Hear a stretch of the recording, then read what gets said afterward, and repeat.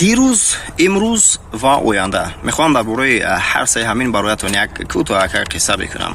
дирӯз аслан агар бигирем ин аллакай моли таърих шуд ва ҳар қадаре ки мо агар дар бораи дирӯз фикр бикунем ин ба мисли он аст ки ҳамон зонуи андӯҳро ба оғӯш гирифта фақат ғусса хӯрдан аст. Яъне бо ғусса хӯрдан, бо агар гуфтан чизе тағйир наёфт ва касе дирӯзаи худашро дигар кардан натавонист, чунки аллакай вай гузашт. оянда ҳоло номаълум аст, касе намедонад ки оянда чӣ мешавад, аммо андеша кардан ва баъзе чизҳоро ба нақша гирифтан ба хотири оянда ин албатта хуб аст, аммо оянда чӣ мешавад, агар ин корро кунам накунам ва ба мисли инҳо монанд хеле зиёд андеша кардан ки гоҳ-гоҳ инсонро ба зиқӣ мебарад, ин ҳам гумон мекунам нодуруст аст.